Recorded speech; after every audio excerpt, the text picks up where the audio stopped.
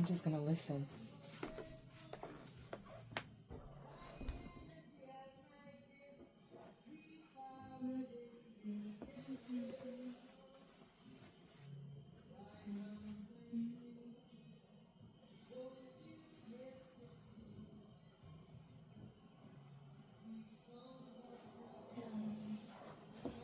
Oh my gosh.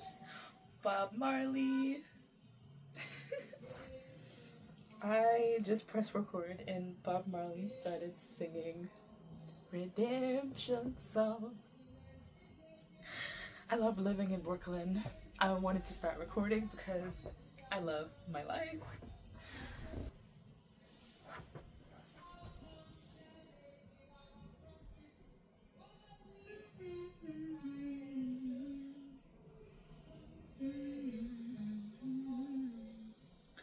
So I just came back from a trip, and why am I happy right now? Yesterday, I went to my sister's volleyball game, first volleyball game, and I've been practicing with her, and I'm so excited. I'm just, I feel like it's such a sister moment. Like, this is such a sister moment. And there's so many lessons for her to learn through playing volleyball. And I was never a sporty kid, and I wish that I felt more comfortable with my body, especially now that I do, and I sort of don't understand or know how or where to find the same sort of step-by-step teamwork that you find in like sports. I know there's like recreational sports that I could find. I spent like all of yesterday, and I've been doing this in my Notion for a while, but collecting New York resources. There's a lot of low cost and free resources with martial arts. So she's definitely pushing me just with who she's being right now and who I am right now.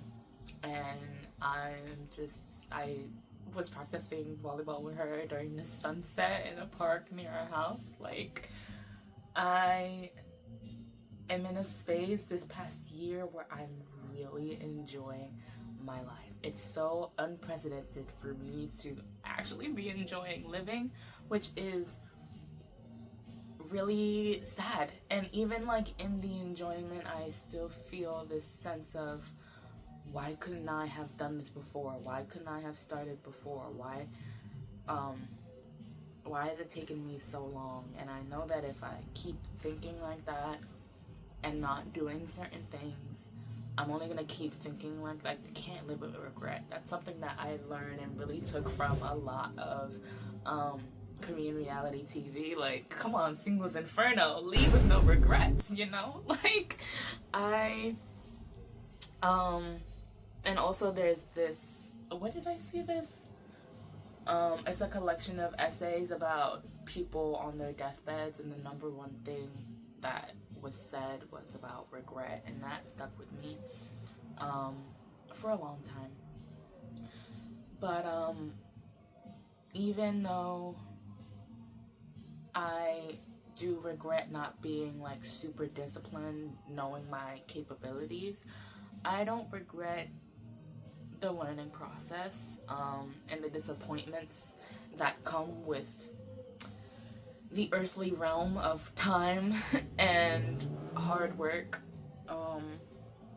I think that for a long time I've always been living with this thing of like, real life is so much more disappointing than what goes on in my head.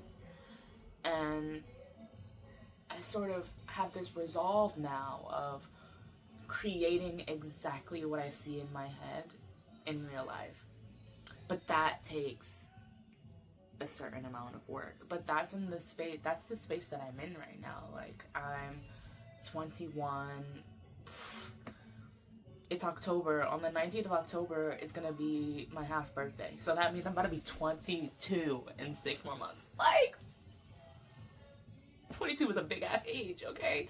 That is big. But I am so happy And I think back to this train ride I had with my mom where I told her that I couldn't do the next semester of school, and I made that decision, and it was time to tell her, and I was just crying and sobbing on the train, and she was just like, girl, like, if you need a break, you need a break. It's a marathon, not a sprint. And she was so understanding and so helpful, and she has been. And we've grown so close. Like, I remember being young and like watching Disney and always wanting my mom to be my best friend. And I feel like I created a version of myself through just wanting that's able to be her best friend, because my mom is like this just powerhouse of a woman. Just everything, just a powerhouse. And I did put her on a pedestal because I wanted to be on par with that. But I'm also at this space where I feel like I'm a spiritual powerhouse, and now I need to bring that into life and bring that into every day. And I have been doing that pretty slowly, and that's where the regret comes in. But I do understand that it was good that I'm doing it slowly, because I've seen the momentum build up. I slowly do more and more and more. And I don't need to feel guilty, because I'm also having so much fun. And this feeling that I feel now is like remembering how much fun I've had, and remembering all the work that I've done, and being able to just pile and pile and pile on top. I wanted to get to this space so bad where I had momentum. I wanted to be in the middle. I didn't want to start. And that's why, like, when I talk about my first video, and like if you go on my Instagram, you can see some reels about me talking about how I didn't really think my first video was like exactly what I envisioned, and my perfectionist mindset like really gets the best of me when I'm editing. And the point that I was so, even though I felt that way, I was so proud of that video because I got it out. And my sister helped me with that too. Like, I remember that day of me sitting down and edit. I was like, Serenity, I'm gonna sit down and edit. And she always checks on me and like gives me kisses and like, oh, how you doing, whatever. She comes in my room and I'm like, so when you check on me, make sure I'm editing. And I took a whole Sunday to edit that video, and I uploaded it and I got it out. And like, just being in the middle of it is so nice, because I'm not becoming something that I'm not already. I'm just in a state of learning. And I realized a couple weeks ago, when I was a bit frustrated with like what I was doing, I realized that if I'm a lifelong learner, that means that majority of my lifetime is going to be frustrating. Like, I always wanted to steer away from struggle and steer away from pain, because I feel like I felt so much of it, and I took so much of it on, and thoughts of death and thoughts of just very serious things so early, that it was like, when I imagined when I was 18 as if it would all go away, or that I would make it go away. Like, I'm not experiencing any of this. I'm not doing this. And I knew spiritually that the way is to evolve. The way is to learn and learn and learn and learn. And I think that the way out of the depression and the anxiety and the doubt is self-talk, and is learning, and learning what you love about life, and loving life actively. And so now that I understand that truth, I talk to my younger self, and I'm just like, I know you didn't want this feeling anymore, but this feeling can be neutralized. And then, as it's neutral, you can turn it into that positive warrior spirit that I know lives within you and lives within me. And I'm just so happy, because I came back from my trip, and I really needed that trip, because when I came back to work, my coworker was like, yeah, in this line of work, like, a good vacation is all you need, like, just to come back fresh-minded. And that really is like what happened. Like, I burnt myself out, and then I calmed down, but then it was also a thing of like, now you gotta make sure you're doing the stuff that you need to do for you. um but now that I was able to spend time with my loved ones and go away to a different place and be on different soil and be away from New York a little bit, I came back with just this new love for my city. I also like edited a podcast that where I was talking about my love for my city, and I like everything just sort of culminated in like, oh, I'm here now, I'm back home. And knowing that I want to travel so much and like being in a different place and imagining a life there, it is really exciting, and it makes me happy to be living, and it makes me happy that I'm the person that I am, because travel is really just a way to fall more in love with life and more in love with people and communities. And you know, I've always felt like an outsider in terms of the way that I think, or the way that I used to people please, and my image, you know. And I understand, especially when thinking about wanting to go to South Korea, and thinking about the race wars that are happening in America right now.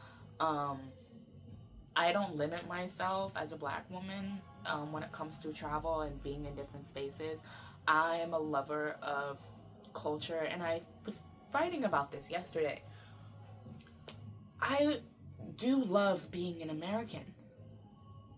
I think that it's so easy right now for me personally and the people around me to just hate the fact that we're American.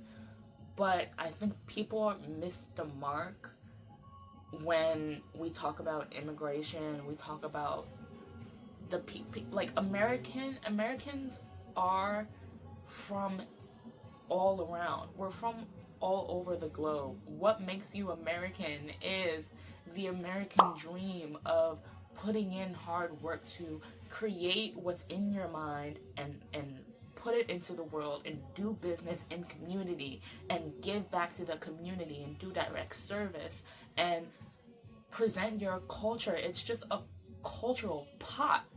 And that's what I love about America, and that's what I love about being in America, because I tend to realize that I'm always surprised when I hear that someone or someone's family is from somewhere else, and it's like, and I just want to know everything about the place that they're from.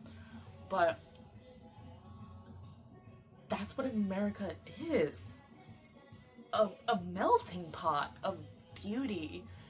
And it can look like that, and when it comes to me being a visionary, and sharing like my love for culture on this platform and in my career, and when I am in South Korea, like, I do everything in my power to honor someone else's culture while still presenting myself as who I am. And I'm not afraid of that. I'm not afraid of being an outsider anymore, because I can talk, and because I can connect, and because I think that, especially once I know someone's language and I can connect with them on that surface, it allows them to open up to me, and therefore open up to other ideas and be visionaries with me of what this world can look like with each other and appreciating each other. And when we talk about like all of the media surrounding it, it's just so much noise, where at the center of it is love. And so I do love travel, and I do love my life. I'm starting to love Brooklyn. I never liked being in Brooklyn, but you know what? It's fall now. I'm about to ride my scooter to a cafe, and I want to get a bike eventually to make sure that I, one, know how to ride a bike. Remember, because everyone is like, oh, it's like riding a bike, you'll pick it up immediately. Embarrassing fun fact. I had to go to a bike riding camp to learn how to ride a bike. And it was hard, but it was fun. And then I wanted to ride a city bike with my friend, and the city bikes are so heavy, I could not ride it. I needed time to figure out how to ride it again, but something else happened where city bike pretty much stole my money. And I couldn't even like enjoy the time. So I want my own light bike that I can ride throughout the Brooklyn streets, because honestly, like in the Bronx is the most green borough, which I didn't know, and that's another fun fact. But they have like the hugest part. Well, not the hugest. Prospect Park is the biggest part, but in terms of the amount of greenery throughout the whole borough, the Bronx has the most. So when I was in the Bronx, it definitely is like not a bike riding through the streets kind of thing, but I would have done a lot more like trails. Like my boyfriend loved doing a good trail in a park in the Bronx, and so I kind of want to take that up and make that more of a priority. And it's about my organization and how I'm falling in love with life more and more.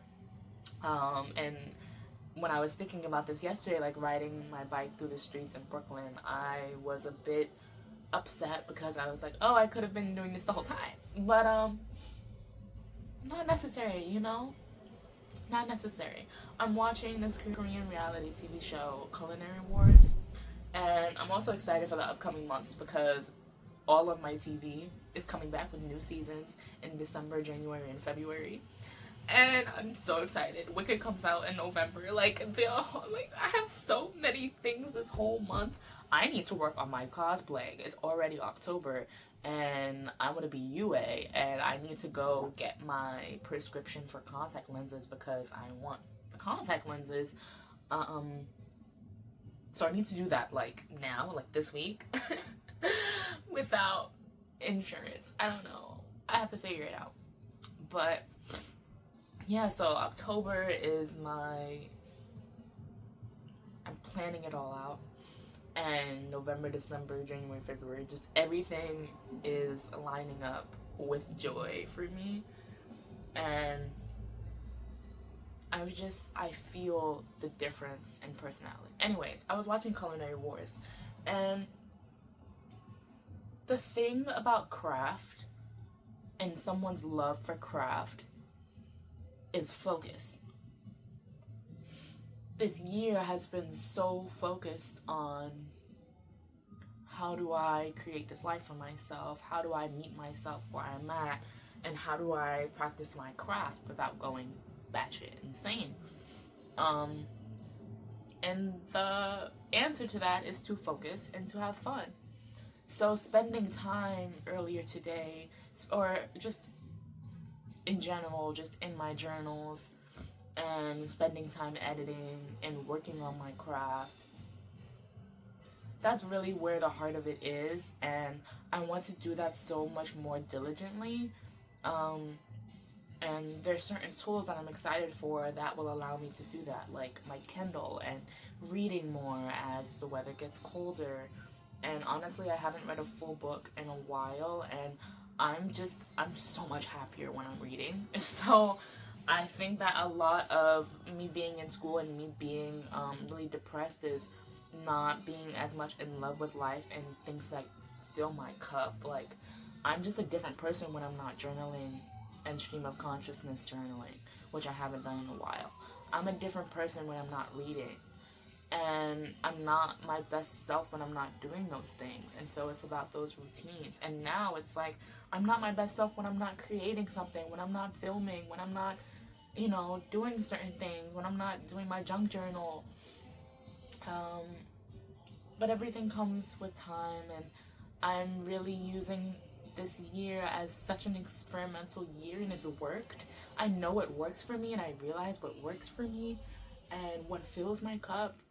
And now it's just about doing those things and living life and in that manner, in that fighting warrior stance where I'm not gonna give this up just because I feel pressure from certain things, I'm thinking about work, and I think that I should gain some vigor and work a little bit harder.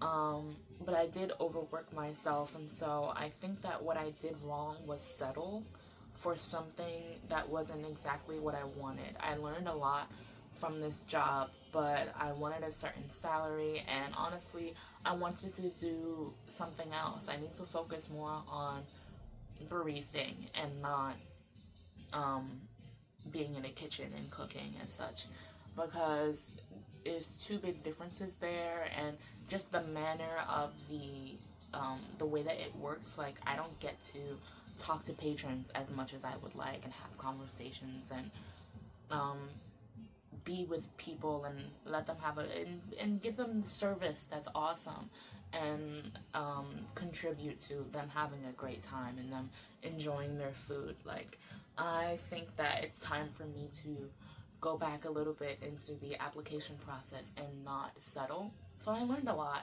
from that, and I did enjoy working this past year. But honestly, I'm thinking that as much as I should do that, I definitely need to get my mind right when it comes to school and what's going on with school. So when it comes to focus, which I don't have, my brain's going everywhere. I am just trying to focus on one thing at a time. So in my creative process, that's kind of hard because I get these feelings to film, and then I just pile on the amount that I have to edit, and then I need to spend time focusing on editing.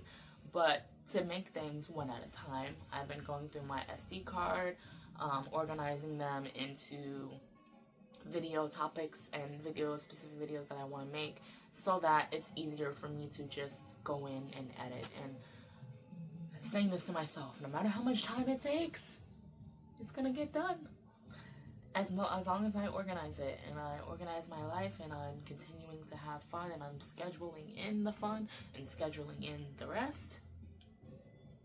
Rest is really important, and taking care of yourself is really important. And I have been taking care of myself, and since that's been a focal point, I've been able to think about all the rest of these things. So I'm in my Glinda getup because I'm feeling unlimited. I'm so happy with this year. I mean, going to see Hamilton and in the sing-along, and then in the movies. Like, I'm just thinking about the times that I've had throughout this year, and I can't wait to put them in my journals and really spend time and print out these pictures and go through all my SD card and just spend time in it. And I'm also so excited to spend time gaming and like being in the party and like practicing, having fun, enjoying my life. I don't do that, and I have been doing that this past year, and that's just wild to me. I haven't enjoyed my life besides specific moments that I can remember, but within my own mind, I don't keep the fact that, oh, life is to be enjoyed, and I am enjoying it. And I was talking to my friend before, and I was like, when he left and all of my friends sort of dispersed, it felt like, whoa, like, what the hell just happened? Like, where is everything? Where is everyone? Where is my life? When it's like, oh, that was supposed to come from me. And that's really sad. But I got so much pockets of peace when I was with them that they felt like life. And this year, I really created that within myself, and I'm able to spend time with them in a way that I'm so present. And I don't think I've been this present ever in my life. And that's scary. That's where the fear comes in, the doubts comes in, the I'm not good enough, all of that. But actively working on pushing those out is all I need and all I've been doing. And because it doesn't matter. That is a waste of time. Those thoughts. Ooh, that is just a complete waste of time. And so I am done wasting time. I'm done wasting time feeling insecure. I feel so much more comfortable in my body as I'm taking care of myself and what I'm eating, and I'm enjoying my food, and I'm watching this culinary awards show, and I'm about to eat something, and you gotta eat when you're watching food shows. Like, it just makes me think of like all the mundane things as well that I can do for myself. Like, what do I eat every day here? Then going on a trip and seeing like, what do I eat when the options are limited, or what do I choose, you know? And then what do I do when I can come back to my routine? Like, I really missed my carrot and beet juices, and I got one yesterday, and I was so, like, happy. There's no, like, I didn't eat much fruit over there when I was on vacation. And there's just things like that, like, I'm gonna get to cook certain meals that I know that I love and perfect them as I get older, and do mundane things with the person that I love in, you know, even though I hate it now because I'm doing it by myself. And I didn't like stuff like laundry, like I love doing that with my mom. I'm just loving life. I have a beautiful family, and I have beautiful friends, and I have a beautiful soul that I have to honor, because that little girl, she doesn't deserve her time wasted.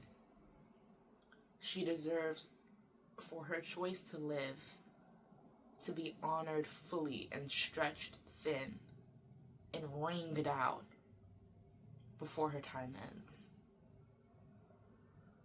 I will wring out every second of this life because I love it.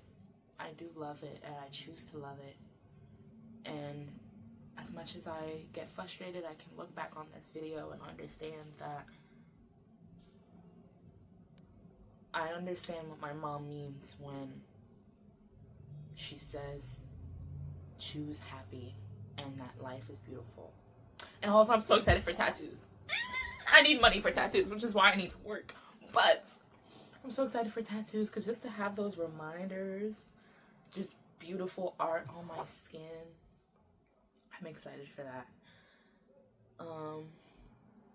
And also that leads to me thinking like, oh, I want my body to look a certain way or my skin to look a certain way before I get tattoos. I have a lot of scars, but that's okay. That's okay. Everything is okay. Circumstances don't exist. Create what you want and do what you want. Yeah.